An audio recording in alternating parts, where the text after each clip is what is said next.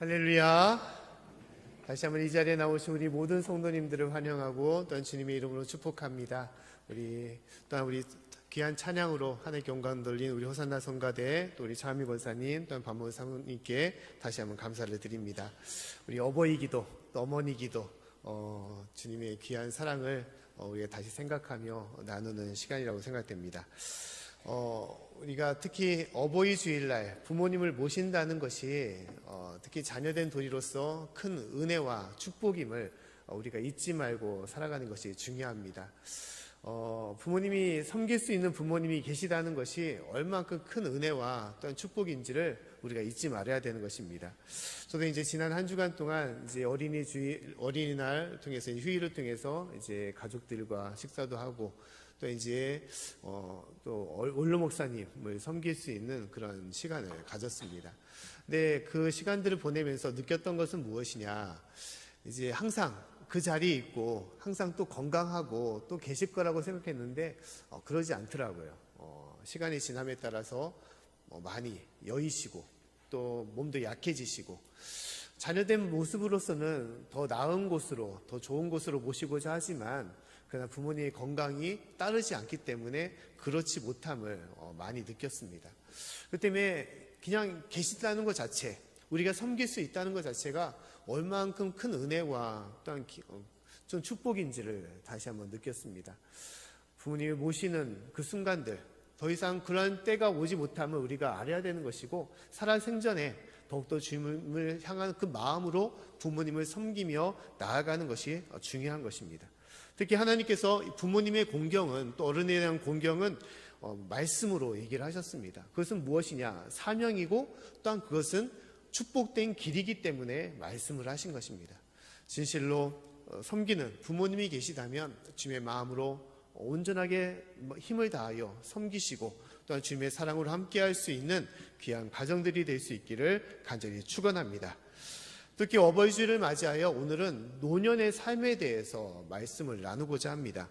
우리는 누구나 나이 드는 것에 대해서 기뻐하시는 사람들은 없을 것입니다. 대개 그 나이 드는 것을 피하기를 원하고 좀 더 건강하게 힘을 다해서 힘을 내서 삶을 살아가는 것이 모든 사람들의 마음일 것입니다. 누구에게 나이가 들어서 누구에게 잊혀질까봐 또한 고통으로 육체적인 질병으로 힘들어할까봐 치매나 외로움으로 빠질까봐 많은 사람들이 나이 드는 것에 대해서 두려워하고 겁을 낼 때가 있는 것입니다. 그러나 오늘 말씀 보면 하나님께서 무엇이라고 말씀하고 있냐? 이 나이 드는 것이 하나님께 주시는 영화로운 삶이다라고 말씀을 하고 있다는 것입니다. 오늘 잠언 16장 31절 말씀을 다시 한번 읽어보도록 하겠습니다. 자, 시작. 백발은 영화의 면류가 아니라 의로운 길에서 얻으리라. 아멘. 자, 백발은 무엇을 말합니까? 노년의 삶을 말하는 것이죠. 장수의 삶을 말하는 것입니다. 이 모든 것이 무엇이냐? 면류관인데 어떤 면류관이냐? 영화의 면류관이다라고 말씀하고 있어요. 영화로운 삶이다. 영광된 삶이다라고 말씀을 하는 것입니다. 자, 누구나 나이 드는 것을 피하기를 원하지만 하나님은 그렇지 않다는 거예요. 이 모든 것들이 인생의 계절 속에서 올 수밖에 없는 우리의 삶의 모습임을 너희가 알고 그것을 받아들이라. 오히려 그것을 기쁨으로 여기라라고 말씀을 하고 있는 것입니다. 보통 우리가 삶의 계절이 있습니다. 봄, 여름, 가을, 겨울이 있는 것이죠. 근데 우리가 살면서 나는 여름이 좋은데 하면서 겨울 때 돼가지고 여름만을 기다리며 살아가는 것이 과연 현명한 모습이냐? 아닌 것이죠. 여름을 지내면서 더운 여름 싫으니까 좀 봄이 됐으면 좋겠다. 봄을 기다리는 것, 그것은 현명한 모습이 아닙니다. 중요한 것은 그 계절에 유익이 있고 그 계절에 장점이 있기 때문에 그것을 생각하면서 받아들이는 것, 오히려 그 계절을 즐기는 것이 삶의 현명한 모습인 것이죠. 인생도 마찬가지입니다.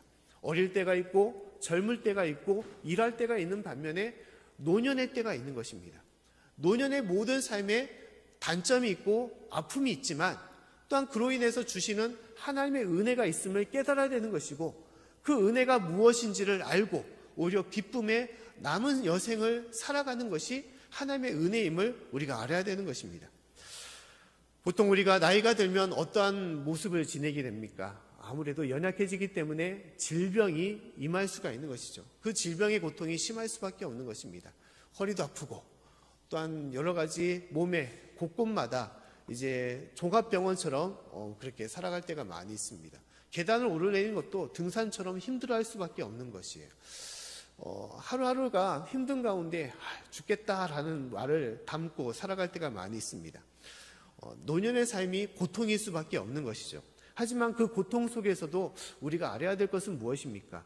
고통의 삶 속에서 우리가 다시 한번 이웃의 고통에 대해서 마음의 문을 열 수 있는 시간임을 우리가 깨달아야 되는 것이죠.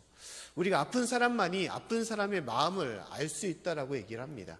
내가 아파봐야만이 부모님이 나를 위해서 얼만큼 고생했는지 부모님의 사랑을 깨달을 수가 있는 것이고, 또 내가 아파만이 이웃의 고통을 내가 담아내며 또한 긍휼의 마음을 가질 수가 있는 것입니다. 그 때문에 노년의 여생의 고통은, 육신의 질병은 내가 이웃의 마음을 더욱 알아가는 그러한 시간이 되는 것입니다. 특히 이 고통은 무엇을 알 수 있느냐? 십자가의 그 큰 고통을 우리가 깨달을 수가 있는 것입니다.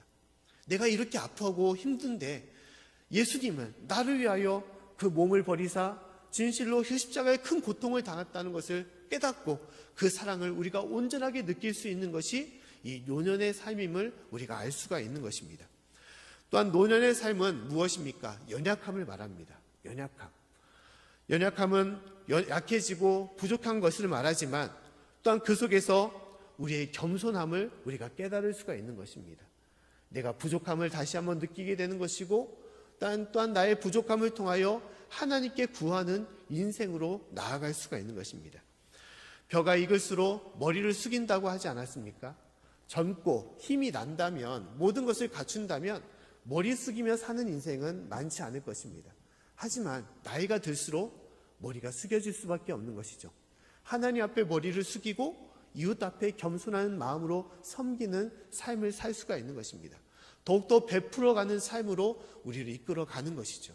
이것이 노년의 삶에 주는 또 다른 하나님의 깨달음이고 하나님의 주시는 마음임을 우리가 알 수가 있는 것입니다.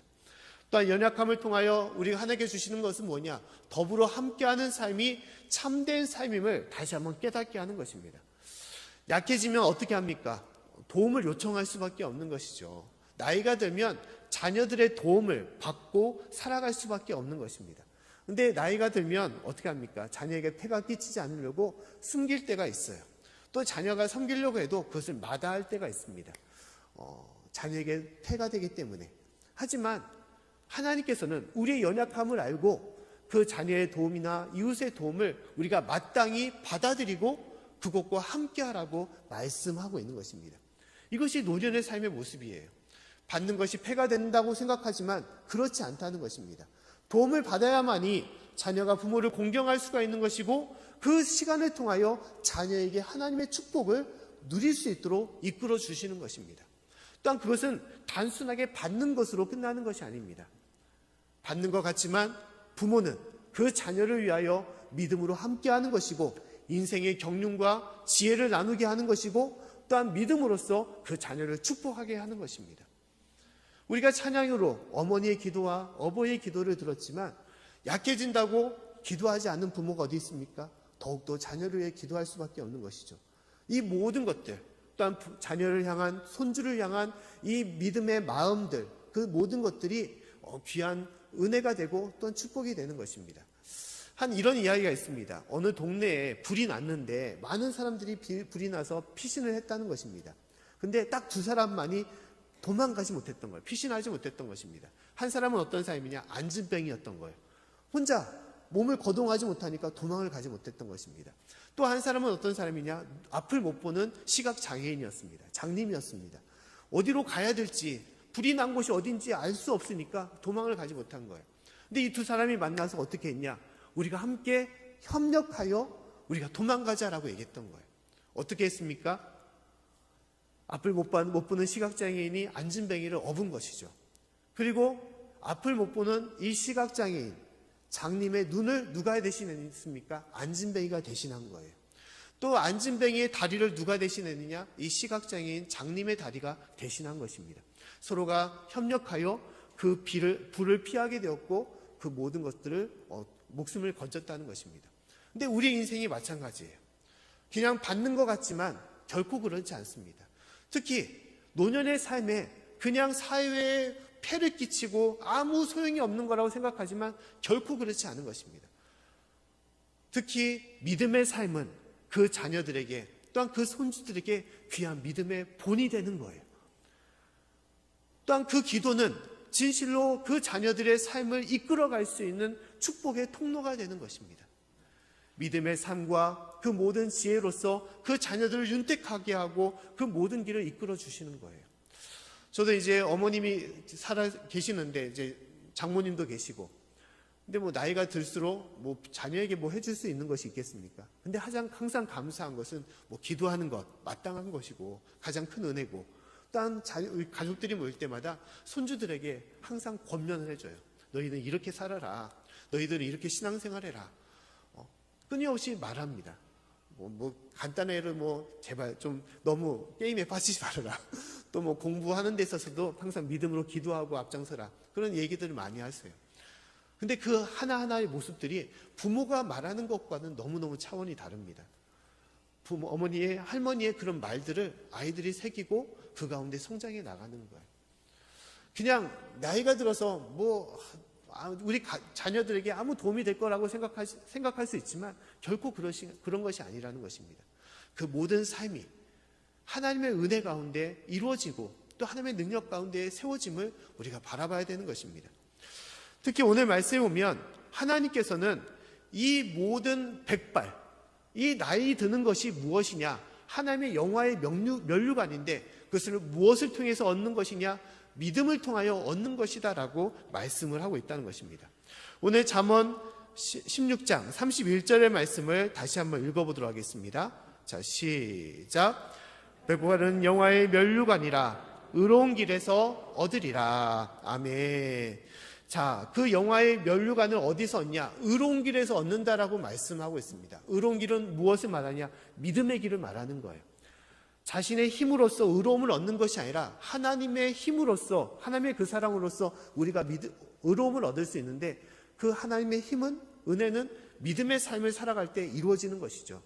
때문에 나이가 들어서 영광된 삶, 영화로운 삶을 누리는 것이 아니라 믿음 가운데 살아갈 때 그 믿는 자에게 하나님께서는 그 노년에 하나님의 영화와 또 하나님의 축복을 주심을 말씀하고 있는 것입니다.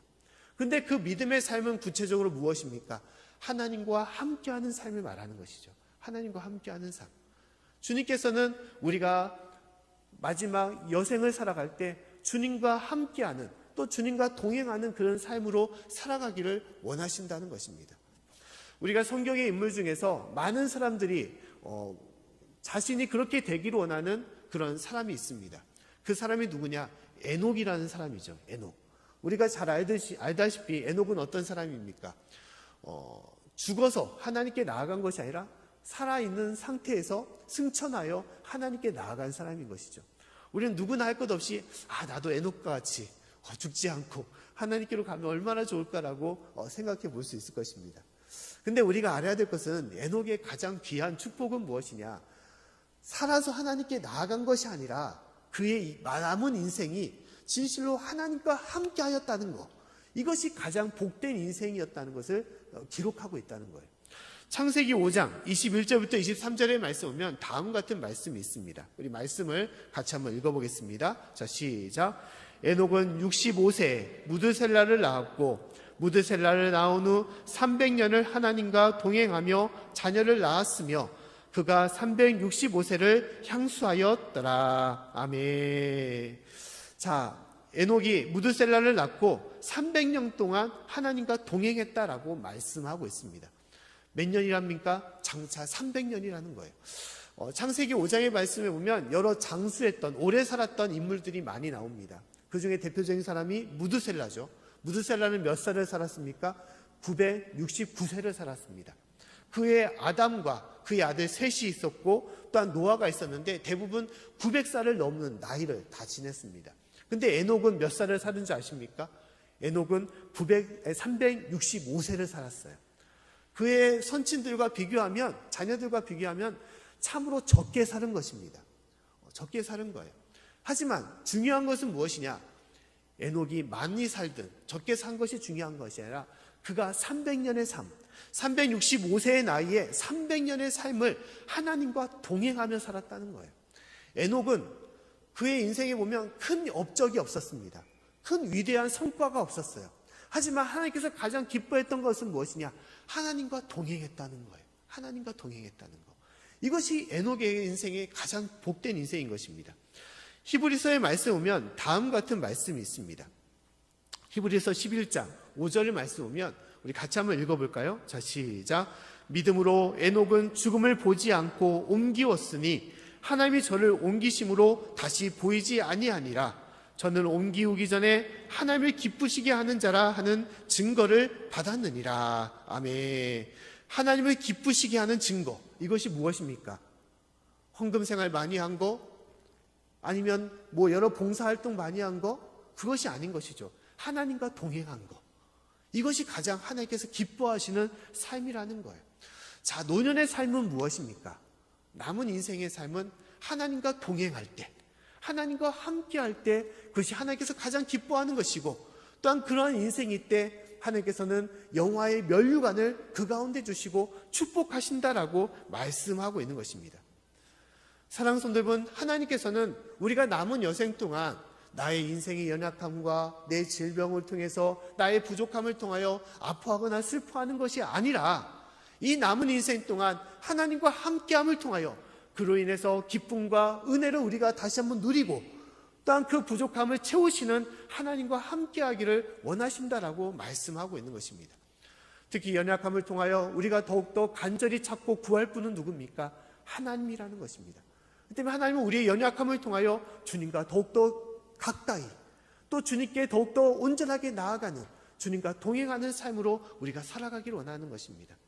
사랑하는 성도 여러분, 남은 인생 동안 우리의 부족함을 우리가 슬퍼하기보다는 하나님께서 나와 함께 하심을 우리가 바라보시고 그 가운데 말씀을 사모하시고 또 예배를 사모하시고 또한 주님께 온전하게 기도하는, 또한 주님께 구하는 저와 여러분의 삶이 될 수 있기를 간절히 축원합니다. 특히 노년의 슬픔은 고독이라고 많이 얘기를 합니다. 고독. 자녀들과 떨어지고 또 친구들과 떨어지기 때문에 외로운 삶이라고 얘기를 하는 것이죠. 하지만 이 고독을 다시 한번 돌아보면 무엇이냐? 세상과의 관계는 내가 줄어들고 멀어지지만 결국은 하나님께로 더욱더 가까워지는 것이 인생의 고독이며 또한 홀로됨임을 우리가 알아야 되는 것입니다. 그것은 혼자가 아니라는 거예요. 세상과의 관계는 조금씩 우리가 멀어가는 것이고 하나님께로 조금씩 가까워지는 것이 우리의 인생의 남은 모습이라는 것입니다. 사랑하는 성도 여러분, 진실로 나와 함께 하시는 하나님, 그 하나님 앞에 말씀으로 또한 기도로 또한 모든 삶의 예배로 주님께 나아갈 수 있는 저와 여러분의 삶이 될 수 있기를 간절히 축원합니다. 특히 노년의 삶에 빠뜨릴 수 없는 것이 무엇입니까? 그것은 죽음에 관한 것입니다. 죽음에 관한 것. 그 때문에 많은 사람들이 나이가 드는 것을 싫어하는 것은 무엇입니까? 내가 더 이상 살지 못하는 것에 대해서 근심하며 걱정하기 때문에, 두려워하기 때문인 것이죠. 매일매일 살아간다는 것, 하루를 연장해 나가는 것이 조금씩 죽음이 가까워지는 것을 말하기 때문인 것입니다. 하지만 우리가 죽음을 다른 눈으로 바라보게 된다면 이 죽음은 두려워할 것이나 슬퍼할 것이 아닌 것이죠. 죽음을 다른 것으로 바라본다면 무엇입니까? 그것은 하나님의 집으로 가는 관문임을 우리가 알 수가 있는 것입니다. 죽음의 문을 열어서 우리가 믿음으로 하나님의 집, 영원한 천국으로 나아갈 수 있기 때문에 이 죽음은 결코 슬퍼하거나 절망스러운 것이 아닙니다. 우리가 오히려 기뻐하고 사모해야 될 것임을 우리가 깨달아야 되는 것입니다. 할렐루야. 진실로 이 죽음이 그와 같은 것임을 우리가 알아야 되는 것입니다. 죽음은 하나님께서 우리에게 허락하신 그 길임을 우리가 알아야 되는 것입니다. 죽음을 통하여 우리는 하나님께 나아가는 것입니다. 오늘 말씀에 보면 창세기 5장 24절 에녹에 관한 말씀에도 다음 같은 말씀이 있습니다. 우리 말씀을 같이 한번 읽어보겠습니다. 자, 시작. 창세기 5장 24절 말씀. 자, 시작. 에녹이 하나님과 동행하더니 하나님이 그를 데려가심으로 세상에 있지 아니하였더라. 아멘. 에녹의 마지막 인생도 무엇입니까? 하나님께서 데려가셨다는 거예요. 그것이 인생의 모습인 것입니다. 고린도후서 5장 1절 말씀에서도 우리의 죽음에 대해서 다음과 같이 말씀을 하고 있습니다. 자, 말씀을 같이 한번 읽어보겠습니다. 시작. 만일 땅에 있는 우리의 장막집이 무너지면 하나님께서 지으신 집 곧 손으로 지은 것이 아니요 하늘에 있는 영원한 집이 우리에게 있는 줄 아나니. 죽음으로 해서 우리의 인생 집이 끝난 것이 아니라라고 말씀하고 있습니다. 또 다른 집, 하나님 아버지의 집이 그 가운데 있음을 우리가 바라보라라고 말씀하고 있는 것입니다. 또 요한복음 14장 1절부터 3절 말씀에 다음 같은 말씀이 있습니다. 우리 말씀을 또 한번 읽어보겠습니다. 자, 시작. 너희는 마음에 근심하지 말라. 하나님을 믿으니 또 나를 믿으라. 내 아버지의 집에 거할 곳이 많도다. 그렇지 않으면 너에게 일렀으리라. 내가 너희를 위하여 처소를 예비하러 가노니 가서 너희를 위하여 처소를 예비하면 내가 다시 와서 너희를 내게로 영접하여 나 있는 곳에 너희도 있게 하리라. 아멘. 예수님께서 말씀하기를 근심하지 말라라고 말씀하고 있습니다. 내가 먼저 너희를 위하여 처소를 예비할 것이다. 하나님의 집을 예비할 것이다 라고 말씀하고 있어요.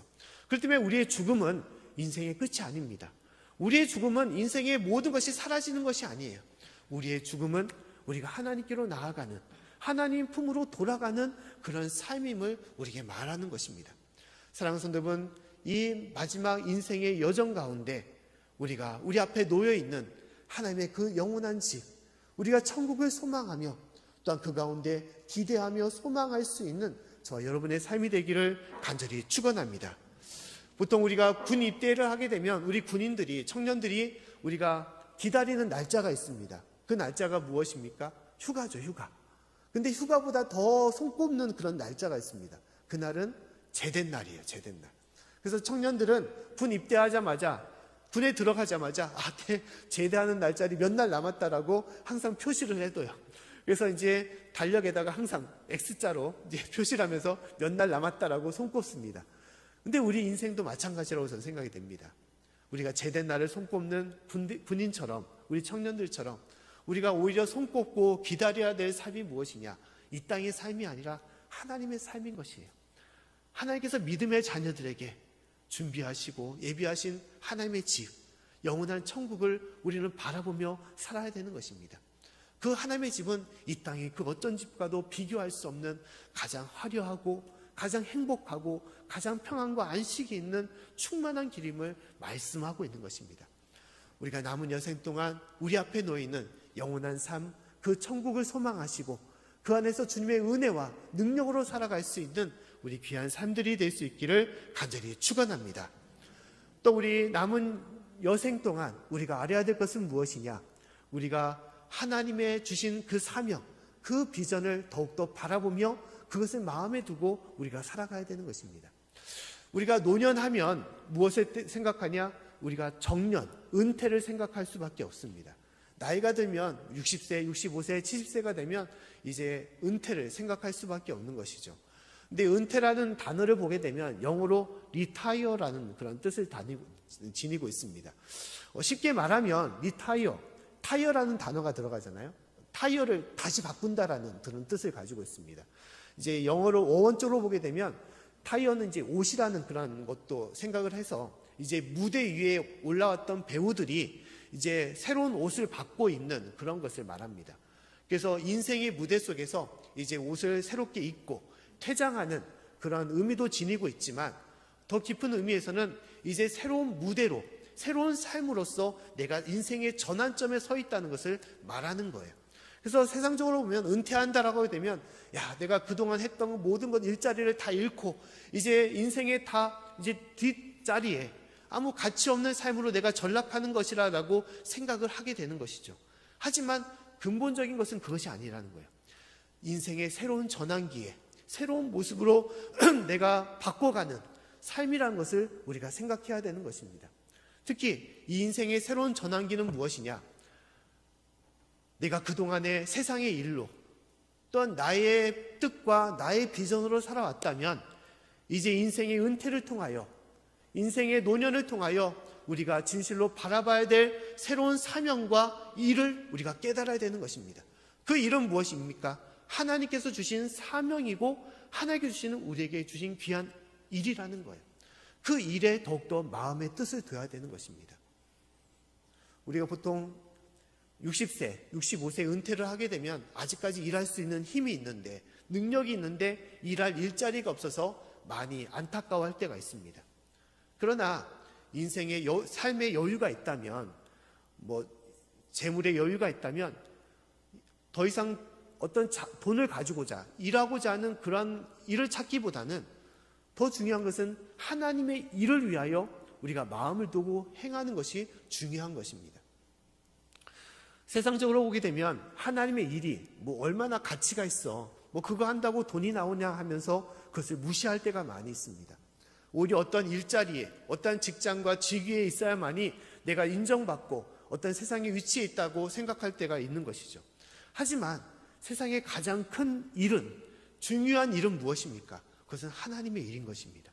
그것은 생명을 살리는 일이고 하나님의 복음을 전하는 일임을 우리가 알아야 되는 것입니다. 할렐루야! 하나님은 그 일을 위하여 더욱더 우리가 힘쓰고 주님의 일을 감당하기를 원하는 것입니다. 젊을 때에도 우리가 하나님의 사명을 붙잡고 나아가야 하지만 진실로 우리가 남은 여생 동안 이 하나님의 일에 대해서 마음을 다하여 힘써 행하는 것이 중요한 것입니다. 자녀를 위하여 기도해야 되는 것이고, 또한 믿지 않는 자녀를 위하여 복음을 전해야 되는 것이고, 그 일을 위하여 힘써 나아갈 때 진실로 그 가운데 주님의 은혜와 능력이 임하는 것입니다. 또한 내가 맡겨주신 하나님의 직분을 위하여, 또 주님의 교회를 위하여 우리가 힘쓰고 애쓸 때 그 인생을 하나님께서 인정해 주시고 하나님의 더욱더 놀라운 은혜와 축복을 주시는 것입니다. 하나님은 우리의 남은 여생을 통하여 더욱더 주님을 바라보고 또한 주님의 일을, 또한 주님의 사명을 우리가 더욱더 힘쓰며 나아가기를 원하시는 것입니다. 진실로 주님의 그 주신 은혜를 우리가 깨닫고 주님의 부르신 가운데 나아가는 저와 여러분의 삶이 되기를 간절히 축원합니다. 한 이런 이야기가 있습니다. 그 세계로 교회라는 소년부 목사님이 계세요. 이제 전도하는 목사님으로 유명하신 분인데, 이제 이분의 간증을 들어보면 한 이러한 이야기가 있습니다. 이 목사님이 이제 여러 성도님 중에서 한 권사님을 이제 권사 직분을, 이제 집사님을 권사 직분을 줬는데, 이 권사님이 그렇게 바쁘시지 않을 것 같은데도 교회 일을 하지 않고 전도 일도 하지 않고 새벽 제단도 쌓지 않으셨던 거예요. 그래서 권사님 주님께 나와서 예배도 드리시고 또 주님의 일을 감당하십시오라고 말씀을 드렸습니다. 근데 권사님이 목사님 하고는 싶은데 제가 일이 많아서 좀 감당하지 못합니다. 죄송합니다라고 얘기를 하신 거예요. 근데 왜 이렇게 바쁘실까라고 이제 목사님이 뒷조사를 했는데 고추 일을 그렇게 열심히 하신다는 거예요. 고추 밭이 있는데 밭이 엄청 커가지고 그것에 많은 시간들을 투자를 한다는 거예요. 근데 고추를 왜 하냐? 돈이 없는 것도 아닌데 자녀를 위해서 고추 농사를 하시는 것입니다. 그래서 고추 방아를 쪄서 고춧가루를 자녀에게 주는 것이 그 인생의 큰 기쁨이었던 거예요. 권사님이 그것을 위해서 이제 하신 것입니다. 그래서 이제 목사님이 어떻게 해야 될까? 이 권사님 하나님을 잘 섬기셔야 되는데 남은 인생 동안 하나님의 일을 행하시고 또 복을 받으셔야 되는데 어떻게 해야 될까라고 이제 새벽 제대마다 기도를 하는데 어느 날 하나님께서 그렇게 하시라는 것입니다. 고추밭에 있는 그 권사님의 고추밭에 있는 고추를 네가 다 뽑아라 라고 그렇게 말씀하시는 것 같다는 거예요. 그래서 기도를 하자마자, 새벽 기도를 하자마자 그 고추밭에 가서 모든 고추를 다 뿌리채 뽑았다는 것입니다. 참 이쁘게, 참 잘 익은 고추를 다 뽑아냈다는 거예요. 손에 물집이 나도록. 그리고 이제 집으로 돌아온 것입니다. 교회로 돌아왔는데 이제 어느 날 이제 그 권사님의 따님이 전화를 한 거예요. 목사님, 큰일 났습니다. 저희 어머님이 난리가 났어요. 어떤 사람이 우리 어머님의 고추밭을 다 망가뜨려가지고 어머님이 제대로 음식도 못 드시고 잠도 못 주무시고 지금 화가 단단히 났습니다. 어떡합니까? 라고 얘기를 하신 거예요. 그러자 목사님이 말씀하기를 그 고추밭 제가 망가뜨렸습니다. 라고 얘기를 했던 거예요. 그러고 나서 이제 목사님이 이제 어머니한테, 권사님한테 간 것입니다. 그리고 이제 말씀을 드렸죠. 권사님, 그 고추밭 제가 망가뜨렸습니다. 죄송합니다라고 얘기를 했던 거예요. 그래서 권사님이 목사님 무슨 그런 농담을 하십니까? 목사님께서 저하고 무슨 나쁜 감정이 있다고 제 고추밭을 망가뜨리겠습니까? 농담하십시오 하고 그렇게 얘기했던 거예요. 근데 다시 한번 말씀드리고 권사님 제 손을 보십시오. 제가 물집이 날 정도로 권사님이 있는 고추를 제가 다 뿌리째 뽑았습니다 라고 얘기했던 거예요.